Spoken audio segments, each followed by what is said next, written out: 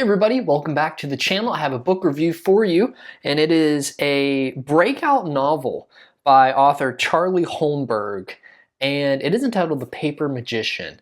This is a book that I had seen recommended as a more whimsical fantasy story, more of a leaning cozy fantasy, but still there's some real threats in this book. And One that I was interested immediately by reading the back cover because the magic element in this is so interesting. And I'll get to it in a second, but Charlie Holmberg is an interesting lady. She graduated from BYU. Her creative writing professor was Brandon Sanderson. I've talked about how he took over from his professor. I think it was David Wolverton, David Farland. The pen name. Correct me if I'm wrong there.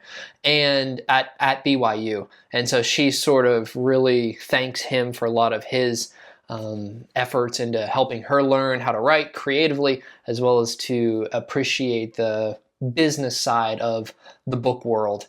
But and I read a little bit about her, I believe was rejected 9 times. So 8 times, I think, officially, and then the 9th novel that she submitted, which I do not think was this book each time. This was her first breakout novel. So she was published finally, and what a breakout novel this is. She's gone on to do an entire trilogy of this series. There's a 4th book that I think is just a standalone novel in the London universe that this book takes place in, sort of an alternate universe. And then she has a couple other romantasy books, and I think just completely I have the word romantasy stuck in my head. Romance novels, I think, officially. I was looking at her website, and I'd encourage you to check it out. It's charlieholmberg.com. You can learn a little bit more about her. But what is this book about? Well, The Paper Magician is an absolutely wonderful story. There are some really cool themes. There's themes of trust. There's themes of commitment, forgiveness, and of course, magic. Our main character is a 19-year-old girl, recent graduate in 1 year of the magic school in London. So this is magic is known in the world from everything that I understood, but the real world is not brought into this so much as like how are they relating with local constables and how is the government accepting or not accepting. It's just sort of we're in London in the early 1900s. I think it's 1901 is the time that this book is written. And Ceony Twill is our main character. Again, she graduated in 1 year from magic school, and that at the top of her class. And that should have given her the ability to request an apprenticeship to any of the major magic systems. Now, how do you get magic systems? Anything that is man-made can be bonded. So plastic, so metal, so there's a number of them. But what nobody wants to bond is paper, because how lame is bonding paper? So what can you do with things when you bond them? Well, you essentially can breathe into them a living element where they can become semi-independent, semi-thinking on their own. But because no one for recent years has chosen to bond with paper, they've actually rescinded the ability for students to choose, and they get now assigned. And sure enough, Ceony is assigned to paper. And boy, is she upset. She had dreams of being a smelter, right? Bonded to metal and all of the cool things that you could do with metal, like breathe sort of magical life into a pistol that would never miss because it would have like a life of its own where the bullet would always find its mark, things like that. Well, she gets bonded to paper, and sort of the opening scene is the principal of the school dropping her off at her new home, which is the home of paper magician Emery Thane. And she has all sorts of ideas about what this old stuffy man is going to be like and how boring and essentially, now useless her life is.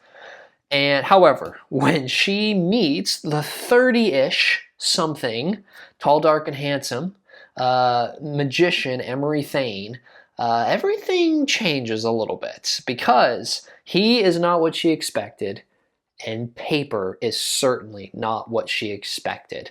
What's sort of our crisis point in the story? Well, there is a dark magic, there is a dark side to the world of man-made things because somebody has thought through the fact that humans are also man-made. And so there is a dark flesh magic where dark magicians magically corrupt, use, abuse, destroy humanity through actually the death and in many ways recycling of human body parts, human blood, and one of these dark magicians is seeking out Magician Thane. Anne-Marie is not, Ceony is not aware of this originally, and when she begins to piece things together, things get bad real quick. And she actually is going to go on a mission to ultimately save the very life of her master, her master magician, Emery Thane, by going somewhere that no one would possibly have imagined. And that is actually within his very alive and very beating heart. And so, I don't know how that little summary there struck you, but I sort of read a little bit about that on the back of the book, and it was enough to say, huh, what now? And I read it, and I absolutely loved this book. There's so much that I loved about this book. I loved how small the cast was. In so many of the fantasy books that I'm reading, I mean, they are massive world-building, epic enterprises where you have dozens of characters and countries and kings and histories and mythologies and religions. There's really 3 characters in this book: Ceony, Emery, and this excisionist. I think I'm pronouncing that right. Yep, yes, excisioner. This dark magician, Lyra. These 3 characters are our main focus. There's a few others, but they're our main focus. Ceony, I thought, was the perfect mix of a headstrong 19-year-old girl. She's initially bratty, and I was worried. I thought, oh no, here we go. But she's very hardworking, and she reasons herself to maturity throughout the book. When need arises, when threat arises, she steps up, and I enjoyed seeing her growth through the story.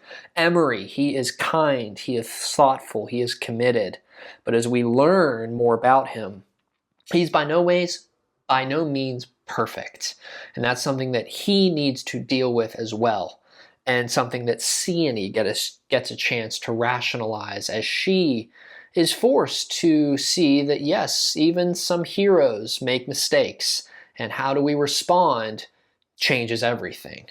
And then Lyra, she is manipulative, she is dark, she is truly evil, and there are some dark things that are discussed, described, I would say, but not shown too much. There's one scene where some of the effects of harvesting the individuals to get some of the flesh magic is seen, is witnessed. The after effects, I'll put it that way.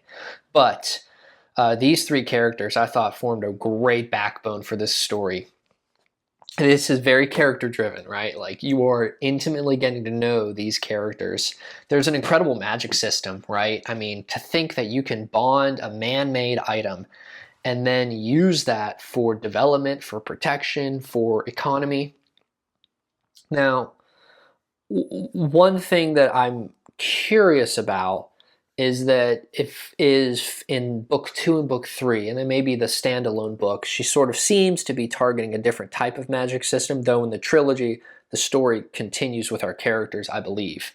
Well, I know that, but I don't know how other types of magic are brought into it. Something that I'm curious to see is if we learn a little bit more of the nuts and bolts of the magic system. And let me just give you one situation. She is able to fold and make things, that's just essentially origami things out of paper. And she makes a bird one of the times in the story. She makes a number of birds, but she quickly folds a bird when she needs something real quick. And she breathes life into it by saying breathe, and it sort of springs to life magically. What I didn't get a lot of was sort of what can that thing now do? Because in one scene, the bird is given a human command to attack and also given a human command to defend, specifically Ceony, who created the bird. And it does. It actually obeys. It attacks a thing that it's supposed to fly towards and peck, and it works to defend Ceony from things that may be trying to hurt her. There's another origami creature that's made. It's actually a dog. It's one of the most special moments for me of the book was when this dog comes on to the scene. It's a paper dog. But that dog acts very much like a real dog, not really responding to human verbal commands.